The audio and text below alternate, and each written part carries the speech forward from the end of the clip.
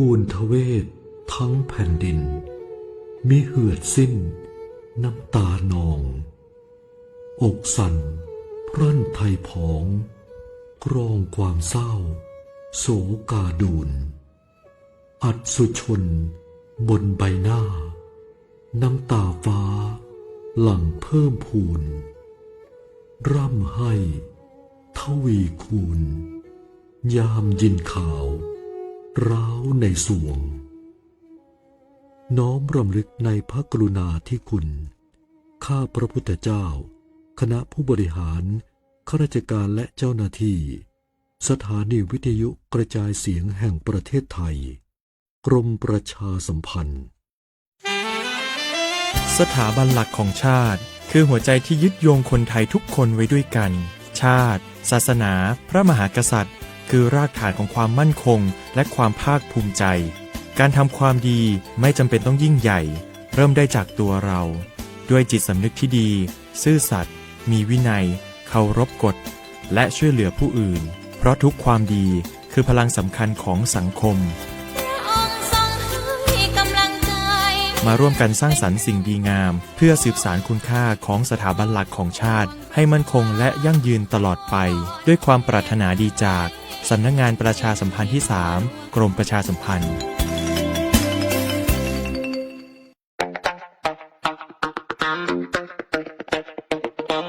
จากอาหารไทยมวยไทยดนตรีไทยไปจนถึงเทศกาลไทยและงานศิลปะไทยวันนี้ซอฟต์พาวเวอร์ทั้ง14สาขากำลังส่งพลังครั้งใหญ่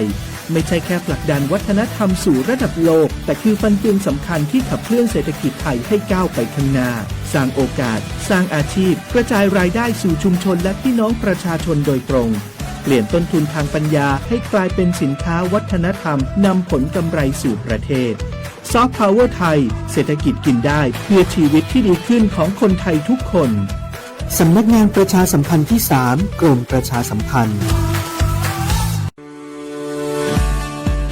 เที่ยวลำพูนสุขใจไปกับรายการลำพูนสตอรี่ทางสถานีวิทยุกระจายเสียงแห่งประเทศไทยจังหวัดลำพูนคลื่นความถี่ FM 95 เมกะเฮิรตซ์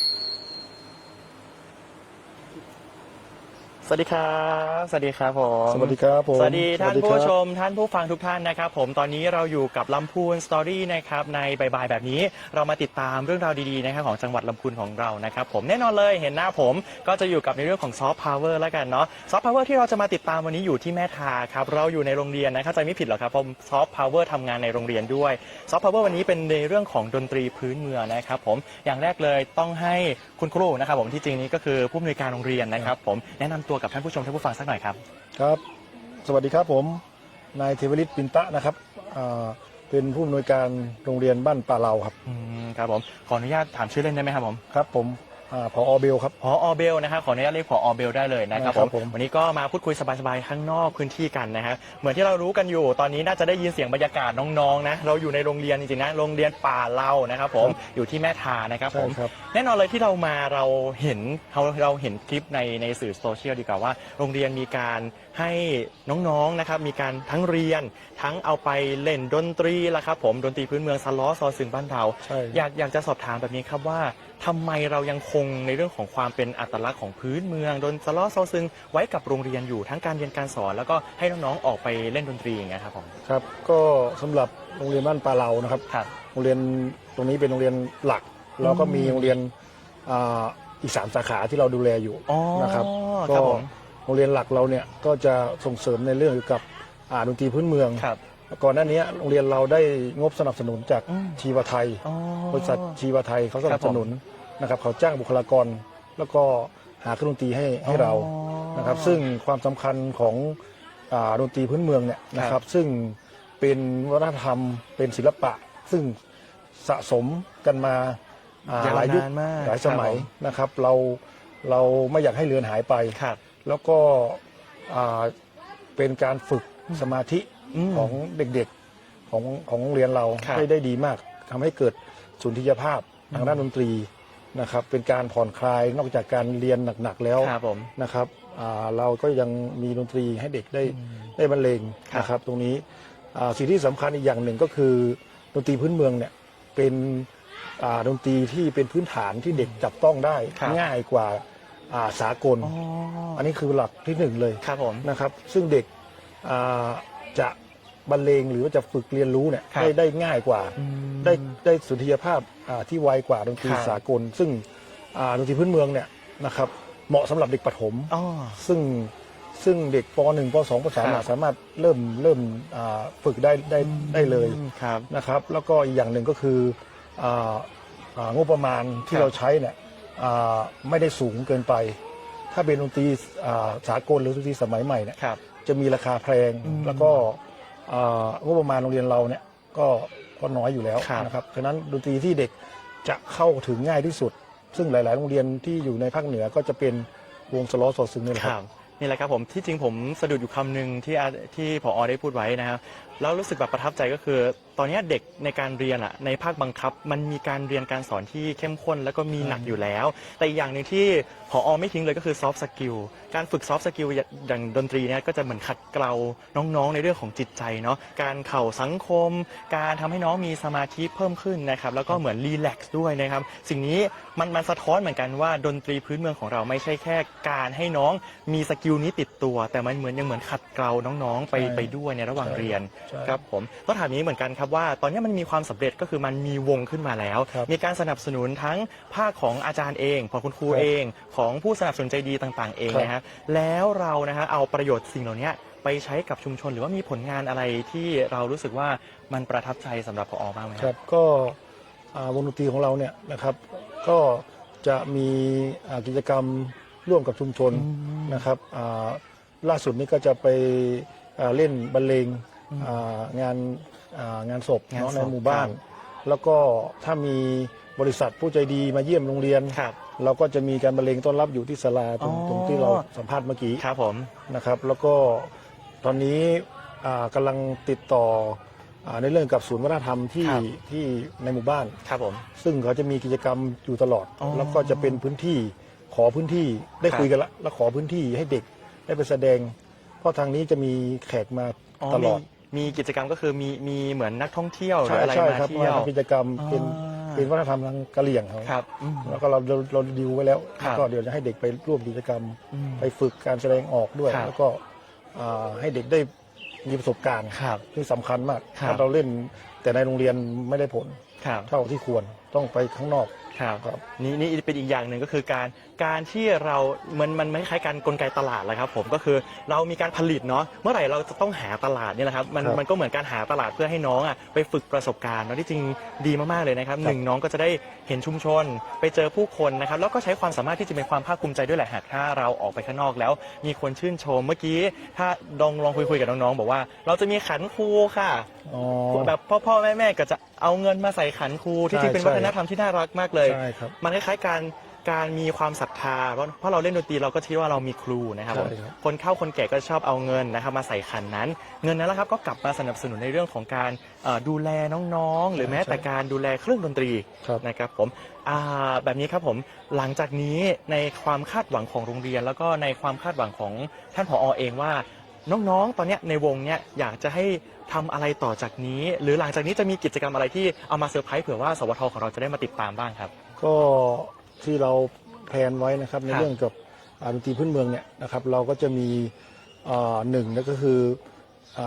เราจะทำเป็นเพลงที่ประยุกต์ที่ทันสมัยขึ้น ครับ ซึ่งพื้นเมืองเราก็มีอยู่แล้ว ครับ เป็นดั้งเดิม ทีนี้เรามีครูดนตรีมาช่วยอีกหนึ่งคน ครับ เราก็จะเขียนโน้ตขึ้นมาเป็นพจน์สมัยใหม่ ครับ อาจจะเป็นเพลงสากลแต่ว่าเอาใช้ดนตรีไทย เอามา มาเลง ครับผม คือมาประยุกต์ ครับ นะครับ แล้วก็อาจจะมีการอัดแล้วก็สื่อสารประชาสัมพันธ์ไปทางเพจโรงเรียน ครับ ทิกตอกโรงเรียน อ่า นะครับ ครับ หรือ ผม ลง YouTube อะไรเงี้ย ครับ นี่คือแผนไว้ ครับผม นะครับ และอีกอย่างหนึ่งที่เมื่อกี้แบนแย้มมาแล้วว่ามีแพลนว่าจะเอาน้องๆไปเขาเรียกว่าเป็นศาลาที่มีนักท่องเที่ยวมาและให้น้องๆไปฝึกประสบการณ์ก็คือไปเล่นจริง ๆ แสดงให้คนที่เข้ามาเที่ยวแม่ทา ใช่ ได้เห็นจริง ๆ นะครับผมอันนี้ก็เป็นในเรื่องของความคาดหวังของโรงเรียนแล้วก็ท่านผอ.เอาอย่างนี้ดีกว่าครับผมอยากให้ท่านผอ.ฝากถึงที่จริงเหมือนผม อันนี้เป็นความคิดของผมเอง ใช่ เด็กสมัยเนี้ยเขารู้สึกว่าบางทีอะไรที่มันเป็นอัตลักษณ์จ๋าๆอย่างเช่นดนตรีพื้นเมือง ใช่ สล็อตซอซึงอ่ะเขาจะเคอะเขินในการที่จะเข้ามาทดลองเล่น บางคนอาย บางคนกลัวที่จะถูกทักว่าเอ้าเธอเล่นเป็นด้วยเหรอแล้วเขาก็รู้สึกอายอยากจะฝากถึงน้องๆที่อาจจะฟังอยู่ หรือว่าผู้ปกครองที่กำลังฟังอยู่ อยากจะให้ส่งเสริมในเรื่องนี้ยังไงบ้างครับ ครับคือก่อนอื่นก็ต้องพูดถึงเรื่องดนตรีนะครับดนตรีเนี่ยผู้เล่นนะครับคนเล่นอย่างเงี้ยบางครั้งอย่าไปคิดว่าเป็นล้าสมัยเป็นอะไร คือดนตรีเนี่ยคือไม่มีผิดมีถูก อันนี้คือหัวใจหลักเลย ครับ ขอแค่เราอยากเล่นด้วยใจ ครับ นะครับ แล้วก็ฝึกด้วยความพยายาม ครับ นะครับ แล้วก็เอาใจใส่ ครับ ทุกเครื่องดนตรีนะครับมีความสำคัญหมดนะครับฉะนั้นเครื่องดนตรีไหนที่เราชอบจริง ครับ ๆ ผู้ปกครองเห็นความสำคัญว่าลูกหลานชอบดนตรีเนี่ยก็อยากให้สนับสนุน แล้วก็ให้ส่งเสริมไปในทางดนตรีแต่ละด้านเลย ครับ สากลก็ได้พื้นเมืองก็ได้นะครับ หรือดนตรีไทยก็ได้ ครับ นะครับ หรือเป็นลูกทุ่งลำวง อ่า ซึ่งเป็นสิ่งที่ดีๆทั้งนั้นนะค ครั รับบ ดนตรีนะครับผมด้วยตัวผมเองผมก็จบดนตรีมาเหมือนกัน อ๋อ นะครับ ผม ก็เรียนดนตรีมาตั้งแต่ประถมแล้ว ครับ นะครับก็เรียนมาจนเป็นครูดนตรีสุดท้ายเป็นผู้บริหารแล้วตอนนี้ ครับ ฉะนั้นดนตรีมันสามารถสร้างอาชีพได้มั่นคง ครับ ไม่จำเป็นจะต้องแค่บางคนก็มองว่าเป็น เต้นกินดำกินเนาะถ้าสมัยก่อนถ้า ใช่ จะพูดอ แต่ ย่าง ว่า นี้ ทุกวันนี้ครูดนตรีเนี่ยจบแล้วก็หายากด้วยทุกวันเนี่ยนะครับ แล้วก็เป็นวิชาที่พิเศษนะครับ ถ้าใครที่ได้เรียนแล้วเนี่ยคือไม่ใช่ใครจะเรียนก็เรียนได้ ค ด รับ นตรีต้องพิเศษจริงๆ ถ้า นะค ใจ รับ ก็ต้องรัก ใช่ นะครับ ครับผม แล้วก็ได้รับการสนับสนุนจากคุณครูผู้ปกครอง ครับ ครับ นี่แหละครับผมนะใครที่กำลังจะก้าวเข้าสู่วงดนตรีนะครับผมอย่าอายอย่ากลัวนะครับผมสิ่งเหล่านี้เป็นสิ่งดีๆทั้งนั้นนะครับช่วยกันสืบสานไว้เนาะทิ้งท้ายนี้นะครับผมก่อนที่เราจะไปฟังเพลงที่น้องๆจะเล่นกันนะครับผมอยากให้ผอ.ฝากโรงเรียนฝากวงดนตรีของน้องๆไว้ในอ้อมอกอ้อมใจของพ่อๆแม่ๆที่ฟังทั้งสถานีวิทยุแล้วก็ฟังทั้งไลฟ์ของเราด้วยครับผม ครับก็ขอฝากนะครับในเรื่องกับการส่งเสริมดนตรีของบุตรหลานนะครับของผู้ปกครองนะครับ ถ้ารู้สึกว่านักเรียนหรือลูกๆนะครับหรือลูกหลานเรามีทางชอบทางดนตรีอยู่แล้วนะครับ ก็อยากจะให้ผู้ปกครองได้ส่งเสริมสนับสนุน แล้วก็เป็นสิ่งหนึ่งที่จะ ช่วยพัฒนากระบวนการเรียนรู้ของเด็กได้ดี ครับ นะครับ ทุกวันนี้เด็กว่างปุ๊บก็หยิบโทรศัพท์ ใช่ ซึ่งไม่ก่อให้เกิดประโยชน์ ครับ ดนตรีเนี่ยเป็นการฝึกในเรื่องเกี่ยวกับอ่า สมาธิ สมาธิ การขัดเกลาต่างๆ จินตนาการ ครับ นะครับ แล้วก็อ่าต้องมีเวลาแล้วก็ใช้เวลาว่างให้เป็นประโยชน์ แล้วก็ ครับ มีวินัยด้วย ต้อง ใช่ ฝึกเป็นวินัยมี ครับ วินัยนะครับ เด็กก็จะได้ครบเลย ครับ นะครับ อันนี้ก็ฝากวิชาดนตรีทุกดนตรีเลยในโลกนี้สวยงามเสมอครับ ครับผมนี่แหละครับผมวิสัยทัศน์ของผอโรงเรียนป่าเรานะครับในการที่จะรักษาแล้วก็ต่อยอดนะครับในเรื่องของอัตลักษณ์บ้านเราเนี่ยครับไว้แล้วก็ส่งต่อไปถึงในช่วงเวลาอื่นๆด้วยเนาะดังนั้นแล้วนะครับผมเดี๋ยวเราพักกันสักครู่หนึงไปฟังเพลงเพราะๆนะจากวงดนตรีที่นี่แหละครับผมผู้สนับสนุนนะครับผม ครับ สร้างมาแล้วนะครับเพลงต่างๆนะครับฟังกันแป๊บหนึ่งแล้วก็กลับไปพูดคุยกับน้องๆนะครับวันนี้ขอบคุณผอมากเลยนะครับขอบคุณครับ สวัสดีครับ 「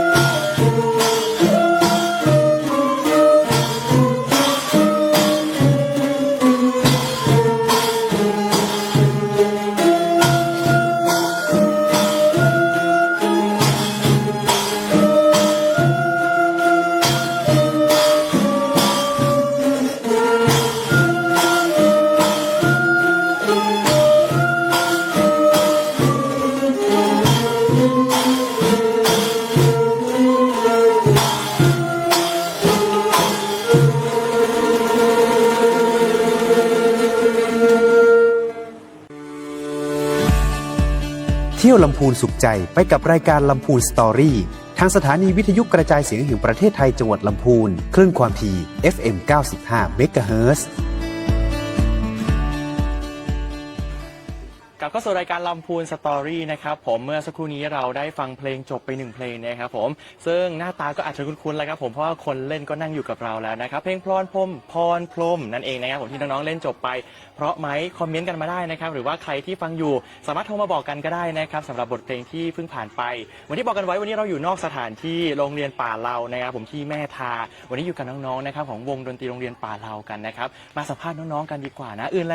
ใดแล้วขอให้น้องแนะนำตัวกันก่อนเมื่อกี้เรามีท่าแนะนำไปแล้วใช่ไหมแต่เอาอีกสักรอบนึงว่าเป็นใครเริ่มจากคนกลางก่อนเลยก็ได้ค่ะ ชื่อเด็กหญิงชนิษฐาเพชรพยมนะคะชื่อเล่นชื่อนิด้าค่ะเป็นมือสล้อค่ะ น้องนิด้านะเล่นสล้อเมื่อสักครู่นี้ก็จะเห็นอยู่ขวามือนะครับผมนะหนึ่งเดียวในวงก็คือเล่นสล้อคนเดียว ค่ะ อ๋อครับผมคนต่อไปเลยครับ ค่ะ สวัสดีค่ะ ชื่อเด็กหญิงชนธิดาเล็ดแก้วค่ะ ชื่อเล่นชื่อกระแตค่ะ กระแต เป็นมือซึงค่ะ ซึ่งนะครับผมต่อไปได้เลยครับ สวัสดีค่ะ ชื่อเด็กหญิงมีนาคณะจิตรกรค่ะ ชื่อเล่นมะนาวค่ะ เป็นมือซึงใหญ่ค่ะ อ๋อซึ่งใหญ่กับซึ่งนี่ต่างกันยังไงมันอันใหญ่กว่าซึ่งนี่อ๋ออันนี้คือเล่นเสียงทุ้มอันนี้อาจจะเล่นเสียงแบบทุ้มน้อยกว่าอย่างเงี้ยสองสาวข้างหลังแนะนำตัวกันหน่อยครับ สวัสดีค่ะ ชื่อเด็กหญิงสัญญพรปาราพัฒนาพงศ์ค่ะ ชื่อเล่นน้อยหนาค่ะ เป็นมือซึงค่ะ ครับผมคนต่อไปได้เลย ค่ะเด็กหญิงรุ่งทิวากาศทงค่ะ ชื่อเล่นชื่อน้องดัมมี่ค่ะ เล่นเป็นมือซึงใหญ่ค่ะ อ๋อซึ่งใหญ่มี2คนนะครับผมอันนี้ก็คือหน้าตาน้องๆที่จริงมีหลายคนกว่านี้เนาะอันนี้เป็นตัวแทนของคณะนะที่มาให้สัมภาษณ์เราเมื่อสักครู่นี้เพลงเมื่อสักครู่ที่จบไปพรพรมซ้อมนานไหมครับ ไม่นานมากค่ะ สักประมาณได้ไหม ประมาณ 2-3 วันก็ได้ แล้วยากไหมครับเพลงนี้ ไม่ยากมากค่ะ ถ้าว่าเป็นคนที่อ่านโน้ตได้แล้ว อ๋อ ค่ะ เพราะเห็นมีไอ้ตรงกระดานนั้นใช่ไหมฮะ ใช่ ก็จะเป็น ค่ะ โน้ต เอางี้ดีกว่าอยากรู้ก่อนอื่นที่เราจะไปเข้าเรื่องกัน เพลงไหนที่เล่นแล้วรู้สึกแบบมันยากมากเลยยากที่สุดแล้วมีไหม เพลงเงี้ยวค่ะ เพลงเงี้ยว อันนี้ลงความเห็นพร้อมกันว่าเพลงเงี้ยวเลยเหรอครับ ค่ะ เพราะอะไร ใช่ อ่ ค่ะ าครับผมเป็นเพลงเร็วมันต้องเปลี่ยนมือเร็วๆอย่างนี้ใช่ไหม ใช่ค่ะ นี่ก็เป็นเพลงที่น้องๆบอกว่ายากเอาง่ายที่สุดดีกว่ามีไหมเพราะปกติแล้วเราต้องเล่นล่องแม่ปิงเป็นเพลงแรกเวลาเราแบบเหมือนเข้าไปในวงเนาะซอนซอนลาซอนมีซอนลาโดนี่ใครน่าจะท่องได้อยู่แล้วนะครับผมนี่แหละครับผมล่องแม่ปิงเพลงไหนเพลงแรกที่เราฟังจากที่ผู้อำนวยการนะก่อนที่ผู้อำนวยการจะมาพูดคุยกับเราเมื่อสักครู่นี้นั่นแหละครับล่องแม่ปิงนะครับเอาอย่างนี้ดีกว่าครับบ้านเรามันมีซอฟต์พาวเวอร์เวลาใครมาบ้านเราแม้แต่การถ่ายคลิปเวลาเขาจะโพสอ่ะเขาก็จะมีเพลงล่องแม่ปิงพรพรมเนี่ยแนบคลิปไปด้วยนี่แหละครับมันคือซอฟต์พาวเวอร์เนาะเหมือนที่เราบอกไว้เอางี้แบบว่าพอน้องเข้ามาในโรงเรียนอ่ะที่จริงมันมีเพลงหลากหลายรูปแบบมากเลยไม่ว่าจะเป็นสตริงนะบางคนไปตีกลองบางคนไปเล่นไวโอลินทำไมน้องถึงเลือกที่จะเล่นดนตรีไทยอย่างเงี้ยครับชอบอะไรกับดนตรีไทย หรือว่าดนตรีพื้นเมืองค่ะรู้สึกว่าในยุคสมัยนี้วัยรุ่นไม่ค่อยเล่นกันแล้วค่ะ เป็นการสืบสานอนุรักษ์ไปด้วยค่ะ แล้วก็ตอนเข้ามาโรงเรียนนี้แร ครั ก บ ๆนี่มีวิชานี้สอนแล้วรู้สึกชื่นชอบ ก็เลยรู้สึกเรียนรู้อยากเรียนรู้เพิ่มเติมค่ะ มันถือว่าเป็นคาบเรียนในโรงเรียนอยู่แล้ว ใช่ค่ะ และคุณครูที่สอนนี่ชื่ออะไรได้ได้นะเผื่อแบบว่า ชื่อพ่อครูเต้งค่ะ พ่อครูเต้ง ค่ะ วันนี้เราไม่เจอใช่ไหมครับ ใช่ค่ะ อ๋อเป็นพ่อครูเลยนะครับผมดังนั้นแล้วน้องๆก็จะเรียนกับคุณครู ซึ่งมีคาบเรียน1 ชั่วโมง ใช่ ต่อ ค่ะ สัปดาห์ ใช่ค่ะ ที่เป็นคล้ายๆชมรมแหละเนาะเวลาแบบเรามีดนตรีไทยดนตรีสากลวงดุริยางค์หรือมีกีฬาอย่างนี้นะน้องๆก็เหมือนสนใจที่จะเข้าไปศึกษาในเรื่องของดนตรีพื้นเมืองนะสล้อซอซึงนั่นเองนะครับผมในส่วนของน้องวันแรกที่เข้าไปดีกว่าสักคนตอบก็ได้ว่าวันแรกที่เข้าไปเล่นน้องจับซึงวันแรกเป็นยังไงบ้าง จับซึ่งวันแรกก็รู้สึกตื่นเต้นค่ะ เพราะว่าตอนแรกยังเล่นไม่เป็น แล้ว ค่ะ ชิ้นแรกที่น้องเล่นก็คือซึงเลยหรือเปล่าครับ เป็นซึงเล็กก่อนค่ะ อ๋อ ที่ ให้ลองซึงเล็กก่อน ใช่ อันนี้เรา ค่ะ เลือกเองหรือว่าคุณครูเขาแบบว่าเลือกสรรให้เราว่าใครเหมาะจะเล่นอะไร คุณครูเลือกให้ค่ะ เขาดูจากอะไรตอนเนี้ย เขาจะดูจากความสามารถ อ๋อ ค่ะ ก็คือปกติแล้วตอนที่เข้าไปเล่นแรกๆนี่คือหนูมีความรู้ในเรื่องของดนตรีพื้นเมืองมาอยู่แล้ว หรือว่าไม่เลยไปเริ่มศูนย์จากตรงนั้นเลย เริ่มศูนย์จากตรงนั้ จ น ริงเห เล รอย คะอันนี้ใครมี ช่ะ ไปเริ่มศูนย์จากตรงนั้นหมดเลยหรือว่ามีใคร หมด เคยเล่น เลยค่ะ อ๋อเริ่มจากศูนย์จะได้ถึงขนาดนั้นนะครับผมอันนี้ก็คือความสามารถของเด็กสมัยนี้เนาะต้องถามกลับไปเหมือนกันว่า หลังจากนี้ที่เราได้เล่นดนตรีมาเนี่ยเรารู้สึกชอบไหม หรือเรารู้สึกว่าเราอยากจะทำอะไรให้มันแบบว่าดีกว่านี้ไหมในเรื่องของวงของเราอย่างเงี้ยครับผมใครก็ได้ตอบเลยอ่ะ ค่ะรู้สึกชื่นชอบค่ะ เพราะว่ามันมีความเป็นเอกลักษณ์ดีค่ะ แล้วก็ถ้าเป็นไปได้อยากทำให้มีชื่อเสียงมากกว่านี้ เพราะว่าในยุคนี้เริ่มมีน้อยลงแล้ว ครั ค่ะ บ เพราะว่าไปในที่ไหนนี่ส่วนใหญ่ถ้ามีก็จะเป็นคนที่มีอายุเล่นแล้วค่ะ ใช่ วัยรุ่นเด็กสมัยนี้เริ่มไม่ค่อยเล่นกันแล้วค่ะ ครับ เพราะว่าส่วนใหญ่จะหันไปสนใจเรื่องดนตรีสากลอะไรพวกนี้กันค่ะ ครับนั่นแหละครับผมต้องบอกไว้ว่าการสนใจของแต่ละคนมันไม่มีผิดไม่มีถูกเนาะไม่ว่าจะเป็นดนตรีไทยดนตรีพื้นเมือง หรือดนตรีสากลนะฮะอันนี้เป็นอีกหนึ่งช่องทางละกันว่า หากใครที่รู้สึกว่าอยากจะเหมือนสืบสารประเพณีเสียงที่มันคุ้นหูเราอะคนเหนือจะคุ้นหูอยู่แล้วสล้อซอซึงนะฮะก็สามารถแบบมาสานต่อกันได้คำถามอีกคำถามหนึ่งที่พี่อยากจะถามน้องๆมากเลยว่า ตอนเนี้ยรับงานหรือว่าออกไปโชว์หรือมีงานต่างๆ ที่เราได้ออกไปให้คนแม่ทาหรือคนบ้านทาเนี่ยได้ชื่นชมหรือได้ยินเสียงเพลงเพราะๆแบบนี้กันไหมอย่างเงี้ย มีค่ะ ล่าสุดไปงานอะไรกันครับ ครับไปร่วมงานช่วยงาน ของ เป็นงานศพค่ะ อ๋อนี่ต้องบอกเหมือนกันว่าเพลงที่เป็นดนตรีพื้นเมืองนะครับผมจะอยู่ทุกๆเทศกาลนะไม่ว่าจะเป็นงานบุญงานบวชงานศพมันเหมือนว่าดนตรีมันเข้าไปอยู่ในพิธีกรรมทางศาสนา เข้าไปอยู่ในเหมือนศิลปะวัฒนธรรมของคนเหนือไปหมดแล้วบางทีอาจจะตกใจว่าเอ๊ะทำไมมีวงดนตรีแบบนี้ไปเล่นในงานศพที่จริงแล้วงานศพก็เป็นเหมือนพิธีกรรมทางศาสนาอันหนึ่งที่มีดนตรีเข้าไปเกี่ยวข้องเพลงวันนั้นเราเล่นเพลงอะไรกันบ้างอะ ค่ะเล่นกันอยู่หลายเพลงอยู่ ปราสาทไว้ ใช่ค่ะ หรือสีหลงถ้ำนี้ยังเล่นกันอยู่ไหม มีค่ะ ที่จริงพี่ก็เป็นคนหนึ่งนะที่เคยเรียนดนตรีพื้นเมืองมานี่เป็นมือสล้อเหมือนกันเลยนะ ค่ะ ต้องบอกว่าเพลงมันไพเราะเนาะแล้ววันนั้นเขามีแบบว่ามาเหมือนเปิดหมวกไหมพ่อแม่เขามาแบบว่าสนับสนุน มีขันครูอยู่ค่ะ อ๋อเหมือนลงขันครูนะครับเวลาเราไปเนาะเหมือนที่ถ้าเราเห็นหน้าตรงก่อนอันนี้ก่อนเข้ามา ก่อนที่น้องจะเล่นดนตรีพื้นเมือง ส่วนใหญ่แล้วก็จะต้องมีการไหว้ครูนะครับผมดังนั้นแล้วขันครูเนี่ยแหละครับก็เป็นเหมือนหนึ่งในเงินที่จะเอามาสนับสนุนน้องๆเนาะเพราะว่าที่จริงแล้วการแบบเขาเรียกว่าบูรณะหรือการดูแลเครื่องดนตรีมันก็ต้องใช้เงินเหมือนกันนะอันนี้เราปฏิเสธไม่ได้เลยนะถ้าใครที่ชมหรือฟังอยู่แล้วรู้สึกว่าน้องๆมีความสามารถเหลือเกิน อยากจะแบบว่าเชิญน้องๆนะไปแบบว่าช่วยงานนะครับผมก็สามารถติดต่อได้นะที่จริงครูวาสนาก็อยู่ข้างหลังเรานี้อาจจะแบบว่าฝากแบบเบอร์ไว้เดี๋ยวขึ้นให้เผื่อว่าใครจะแบบติดต่ออย่างเงี้ยนะครับผมอันนี้เอาอย่างนี้ดีกว่าในอนาคตที่เราฝันไว้ว่าวงของเราอะอยากจะเป็นหรืออยากจะให้มันไปถึงอย่างเงี้ยน้องๆเคยมีความฝันไหมว่าวันหนึ่งอะเราอยากจะไปเล่นที่เชียงใหม่วันหนึ่งเราอยากจะออกทีวีระดับประเทศให้คนเห็นเลยอะไรเงี้ยครับ ค่ะก็มีอยู่ค่ะ อืม เพราะว่ารู้สึกว่าเรื่องนี้ก็เป็นเรื่องที่น่ายินดีอยู่ค่ะ ได้แล้วว่าอยากจะแบบว่าเล่นไปเรื่อยๆใช่ไหมหมายถึงว่าตอนนี้หนูอยู่มอะไรกันนะครับ อยู่ม .3 แล้วค่ะ ม3ทุกคนนี้อยู่ม3หมดเลย มี ป6มีป6ด้วยม3ด้วยซึ่งม3เดี๋ยวจบออกไปก็จะต้องไปม4ที่อื่น ใช่ค่ะ ต้องถามกลับไปว่าน้องนิด้า ค่ะ อยากจะเล่นต่อไหมถ้าออกไปจากที่นี่แล้ว อยากเล่นต่ออยู่ค่ะ อืม ก็น่าจะหาที่มีเรื่องนี้อยู่ค่ะ อืมนั่นแหละครับผมแล้วก็น้องเขาอาจจะต้องกลับมาดูแล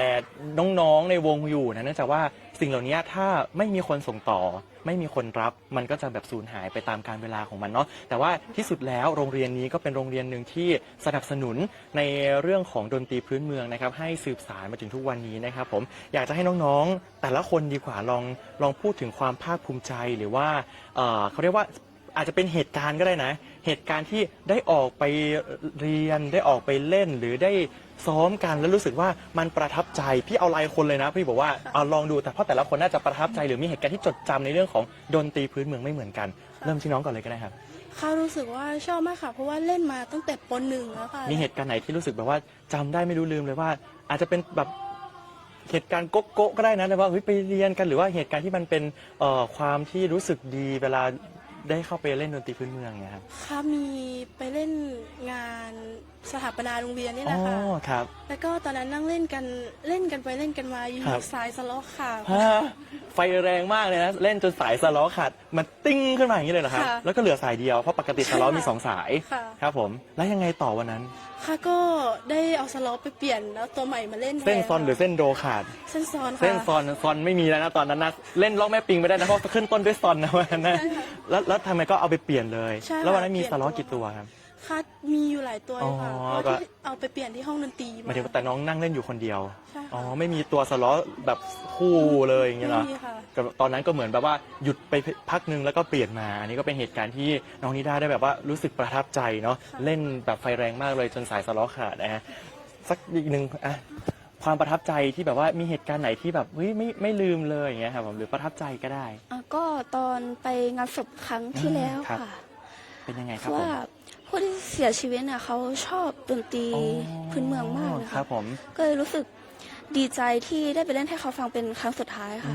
อันนี้ที่จริงฟังแล้วขนลุกเหมือนกันนะ เพราะว่าน่าจะเป็นคนเฒ่าคนแก่ใช่ไหม ใช่ คนเฒ่าคนแก่ที่บ้านเราก็จะค่อนข้างที่สล้อซอซึงจะอยู่กับช่างซอนะจะเป็นคู่กันกับปีเขาว่าปีที่มันเขาเรียกบ้านปีจุ่มนะปีจุ่มบ้านเราแล้วก็สล้อซอซึงเนี่ยคนแก่คนเฒ่าเนี่ยจะชอบมากๆเลย วันหนึ่งที่เขาเสียชีวิตไปนะครับผมและสิ่งที่เขาชอบก็คือดนตรีพื้นเมือง น้องก็รู้สึกแบบว่าประทับใจที่ได้เล่นบทเพลงเหล่านี้ให้ท่านฟังเป็นวาระสุดท้ายของเขานะครับผมอันนี้ก็เป็นอีกหนึ่งท่านเอาอีกสักหนึ่งคนครับผมความประทับใจหลังจากที่เราเข้ามาเล่นดนตรีพื้นเมืองมีเหตุการณ์ไหนที่จำไม่รู้ลืมเลยฮะ ค่ะก็เป็นครั้งแรกค่ะตอนป .1 ค่ะ ปหนึ่ง พ่อครูเต้งค่ะ อ่า ให้หนูตีชิงค่ะ อันนั้น จำ อัน ได้ นั้นเป็น ว่า อันเครื่องดนตรีแรกที่หนูเล่น ใช่ อ่า ค่ะ ครับผม จำได้ว่าพวกหนูตีชิงกันตรงนี้บวมหมดเลยค่ะ เพราะว่าเราต้องฉีกอ่ะเราจะถือหนึ่งข้างอย่างนี้ แล้วเราจะเอาสะบัดข้อแบบนี้ใช่ไหม ใช่ อ่า ค่ะ กลับไปมือบวมหมดเลย มือบวมเลย ใช่ค่ะ แล้วก็รู้สึกว่าชอบค่ะแล้วก็พ่อครูเต้งก็ให้หนูทำมาเรื่อยๆค่ะ จนหนูอ่านโน้ตได้ค่ะ เพราะว่าแต่ก่อนหนูอ่านโน้ตไม่ได้เลยค่ะ ไม่รู้เลยใช่ไหม ค่ะ นี่ต้องถามเหมือนกันว่าสนใจตรงนี้ว่าวันที่มือมันบวมอ่ะอยากหยุดไปเลยไหมพี่ว่าไม่เล่นละอ่ะครูคืนข่าอย่างเงี้ยรู้สึกไหมตอนนั้น ไม่ค่ะคือรู้สึกว่าเราอยากทำให้มันได้ที่สุดค่ะอยากให้แบบดีที่สุดค่ะ ตอนนี้เล่นมากี่ปีแล้วครับ มาตั้งแต่ ปหนึ่ง ปี โอ้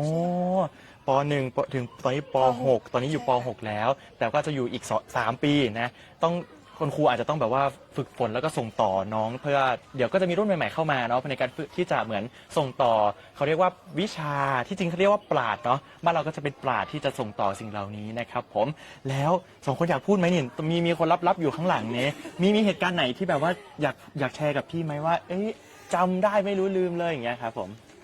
เล่นซึ้งแล้วก็สายงอ สายงอเลยเหรอครับ ใช่ค่ะ เดี๋ยวก่อนนะ ซึ่งสายงอเป็นยังไงบ้างนะไม่ขาดใช่ไหมยัง ไม่ ไม่ ขาด ถึงขั้นนี้ใช่ไหม ใช่ค่ะ แค่งอแล้วมันเล่นต่อได้ไหมหรือว่าหนูหยุด ได้ค่ะ เอาจนจบเพลงแล้วก็ค่อยไปเปลี่ยน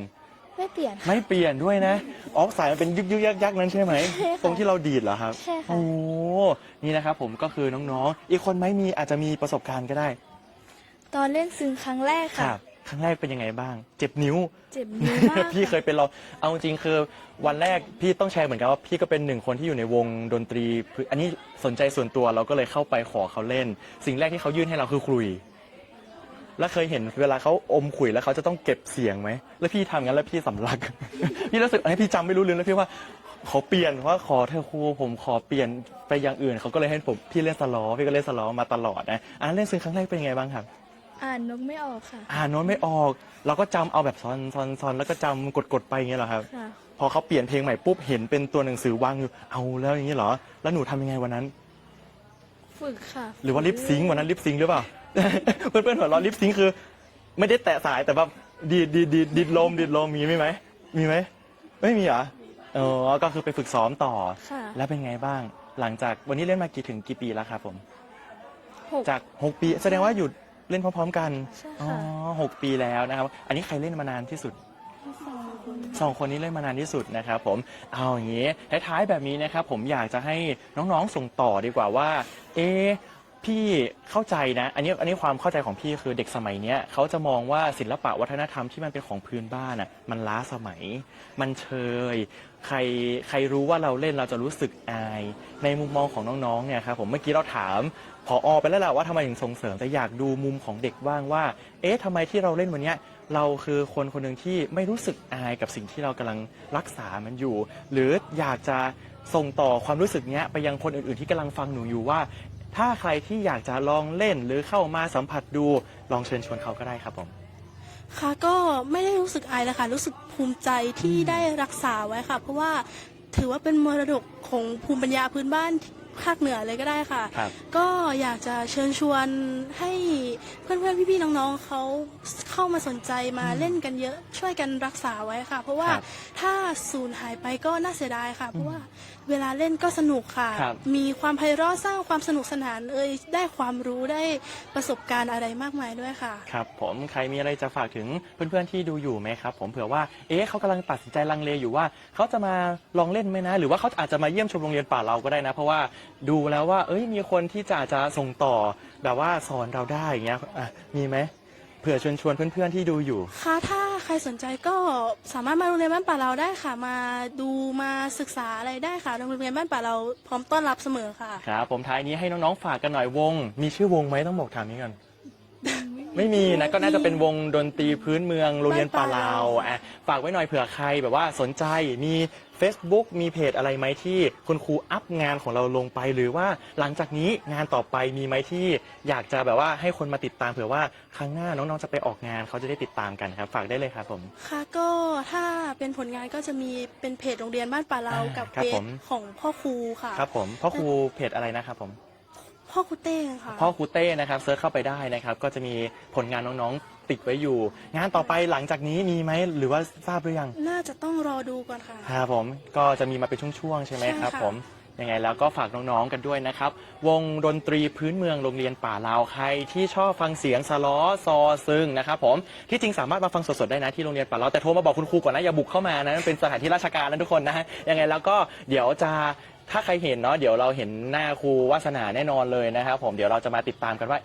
หลังจากนี้หากโรงเรียนนี้มีกิจกรรมอะไรดีๆที่เกี่ยวกับดนตรีนะเพราะว่าเหมือนที่บอกไว้ว่าดนตรีก็คือหนึ่งในซอฟต์พาวเวอร์ของบ้านเราซึ่งบ้านเราถ้าใครเข้ามาแม้แต่ใครโพสต์ TikTok เนาะตอนนี้เนาะถ้าแค่มาภาคเหนือสิ่งที่เขาจะต้องกดเพลงขึ้นมาก็คือเพลงสล้อซอซึงนี่แหละครับนั่นแหละครับผมการทำงานของซอฟต์พาวเวอร์เนาะซอฟต์พาวเวอร์เข้าถึงคนให้คนมันมาใช้นะครับผมโดยที่เราไม่ต้องบังคับนี่แหละครับซอฟต์พาวเวอร์ดนตรีของเราวันนี้ฝากไว้ด้วยนะครับกับโรงเรียนป่าเรานะครับกับวงดนตรีพื้นเมืองเพราะๆนะครับผมเดี๋ยวท้ายนี้อาจจะได้เปิดเพลงช่วงท้ายให้ฟังอีกสักรอบนะเพลงอะไรนะครับพรอะไรนะ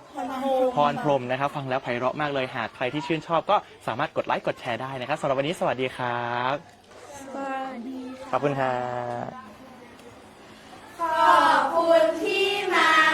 สัญญาจะจำจะทำให้ดี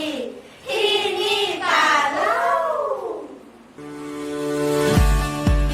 เที่ยวลำพูนสุขใจไปกับรายการลำพูนสตอรี่ทางสถานีวิทยุกระจายเสียงแห่งประเทศไทยจังหวัดลำพูนคลื่นความถี่ FM 95 เมกะเฮิรตซ์